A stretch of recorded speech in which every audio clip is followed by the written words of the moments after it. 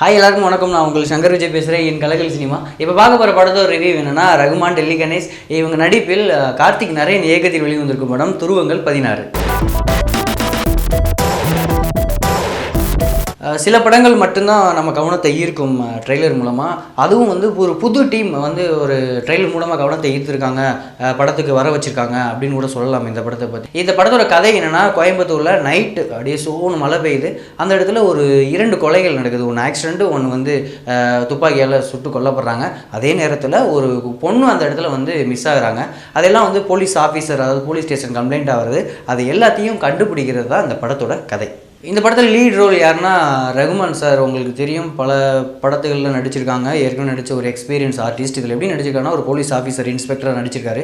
இவரோட பாடி லாங்குவேஜாக இருக்கட்டும், அவரோட டயலாகாக இருக்கட்டும், அவரோட முக பாவனைகள் எல்லாமே வந்து அப்படியே ஒரு ஆப்டாக நம்மளுக்கு ஒரு புது அனுபவத்தை கூட தரும்னு சொல்லலாம். ஏன்னா அந்தளவுக்கு வந்து டேரக்டர் வந்து அந்த கேரக்டர் வந்து வடிவமைச்சிருக்காருன்னு கூட சொல்லலாம். ஏன்னா ஃபஸ்ட்டு சீனில் இருந்து லாஸ்ட் சீன் வரையும் அந்த கேரக்டர், அதாவது ஒரு இன்ஸ்பெக்டருங்கிற ஒரு யூனிஃபார்ம் போடாமல் நம்மளை உள்ளே கொண்டு வந்துடுவாங்க, நம்மளை நகலை விட மாட்டாங்கன்னா அந்தளவுக்கான ஒரு விஷயத்தை கொடுத்து அவ்வளோ ஆக்டிங், ஒவ்வொரு ஃப்ரேம்லேயும் அவ்வளோ சூப்பராக ஆக்ட் பண்ணியிருப்பார். அதே மாதிரி டெல்லி கணேஷ் சார் ஒரு சீன் வந்தாலும் நம்ம மனசில் பதிகிற மாதிரி பண்ணியிருப்பாங்க. இன்னொரு கேரக்டர் என்னென்னா, அந்த போலீஸ் ஆஃபீஸர், அதாவது தீபக், நம்ம ரகுமான் சாரோட கான்ஸ்டபிள், அவங்க தான் வந்து எல்லா ஹெல்ப் பண்ணுவாங்க. அஸ்வின் கேரக்டர் அதுவும் சூப்பராக ஆக்ட் பண்ணுவாங்க, மெயின் ரோல். இன்னொன்று வந்து ஒரு சில கேரக்டர்ஸ் நல்லா நடிச்சிருப்பாங்க. அதில் வந்து இந்த பத்திரிகையாளர், அதாவது நியூஸ் பேப்பர் போகிற ஒருத்தர் வந்து ஆக்ட் பண்ணியிருப்பார். அவரும் மனசில் பதிகிற மாதிரி இருக்கும். இதெல்லாம் ஓகே. இதெல்லாத்தையும் வந்து சூப்பராக ஒரு ஸ்க்ரீன் பிளேவை அமைச்சு நம்மளுக்கு கொடுத்துருக்காரு கார்த்திக் நரேன்.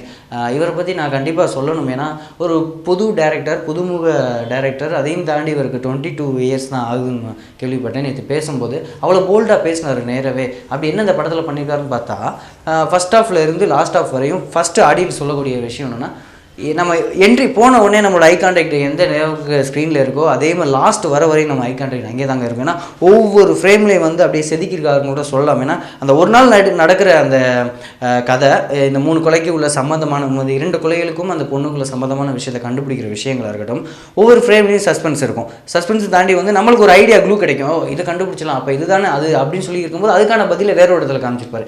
இது எப்படி இங்கே லாஜிக் இல்லாமல் அப்படின்னு சொல்லும்போது, லாஜிக்கு எப்படியாவது லாஜிக் மீறல்கள் இருக்கும் அப்படின்னு கண்டுபிடிச்சா வந்து அதுக்கான விஷயங்களை வந்து சூப்பராக பண்ணியிருப்பாரு. அதே மாதிரி ஒவ்வொரு ஃப்ரேம் லாஸ்ட்டாக இருக்கட்டும், அதை படம் பார்த்து லாஸ்ட்டாக வரக்கூடிய ஒரு சில தருணத்தில் நம்மளுக்கு தோணும் என்னென்னா, இப்படி இந்த விஷயம் இதை கண்டுபிடிச்சலாம், இதை சொல்லிடலாம், அந்த ரிவ்யூவில் இதை பண்ணிடலாம் அப்படிங்கிறது வந்து தோணவே இல்லை. ஏன்னா எல்லாத்துக்கும் ஒரு லாக் இருக்கும், எல்லா இடத்துலையும் வந்து ஒரு ஏதாவது ஒரு லாக் பண்ணி வச்சுருப்பாரு. ஏன்னா அந்தளவுக்கு வந்து சூப்பராக வந்து ஸ்க்ரீன் பிளே அப்படியே செதுக்கின்னு கூட சொல்லலாம். ஏன்னா பெரிய லெவலுக்கு இவருக்கு பெரிய வாய்ப்பு வரும். கண்டிப்பாக தமிழ் சினிமாவுக்கு இந்த மாதிரி டேரக்டர்ஸ்லாம் தேவை.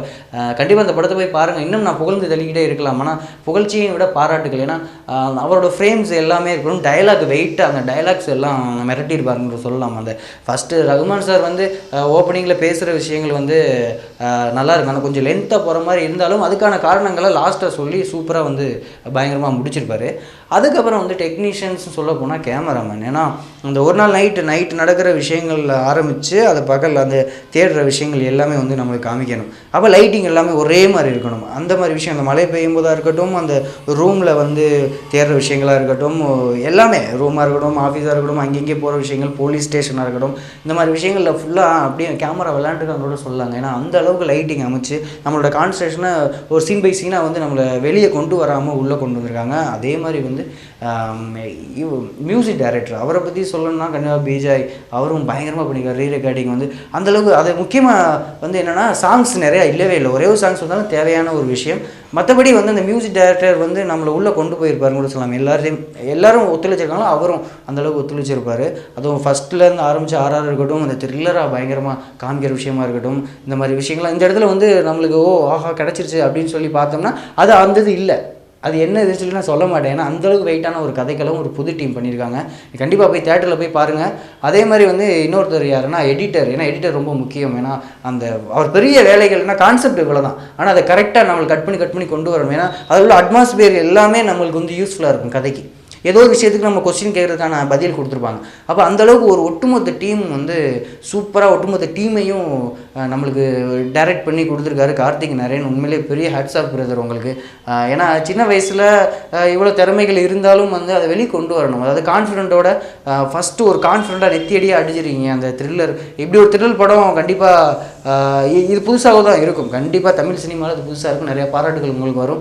எங்களோட பாராட்டுகளும் சில விஷயங்கள் கொஞ்சம் இல்லாமல் இருந்தாலும் அந்த லாஜிக் விஷயங்கள்லாம் கொஞ்சம் இடிக்கும். இந்த கார் சீனாக இருக்கணும், அதெல்லாம் நீங்கள் பார்த்துருந்துடலாம். அந்த மாதிரி விஷயங்கள்லாம் ஓகே. அதெல்லாம் தாண்டி ஒட்டுமொத்தமாக அந்த படத்தை பற்றி சொல்லிக்கிட்டே போகலாம். அவ்வளோ சூப்பரான ஒரு படத்தை கொடுத்துருக்காரு. ஒரு புதுமுக இயக்குனர், புதுமுக டீம், அதுவும் கொஞ்சம் வயசில் இவ்வளோ எக்ஸ்பீரியன்ஸான ஒரு டைரக்ஷன், இது முன்னாடி ரைட்டன், உண்மையிலேயே பாராட்டக்கூடிய ஒரு விஷயம். இந்த துருவங்கள் 16 எல்லா இடத்துலையும் பயங்கரமாக வெற்றி பெறும். கண்டிப்பாக அந்த படத்தை பாராட்டியே ஆகலாம். என்னோட ரிவ்யூ மட்டும் இல்லாமல் தமிழ் சினிமாவில் சுட நியூஸ் எல்லாம் நீங்கள் தெரிஞ்சுக்கிறோம்னா கலக்கல் சினிமா, ஃபேஸ்புக், ட்விட்டர் இந்த மாதிரி எல்லாத்துலேயும் ஃபாலோ பண்ணலாம். கண்டிப்பாக யூடியூப்பில் போய்ட்டு சப்ஸ்கிரைப் பண்ணிடுங்க.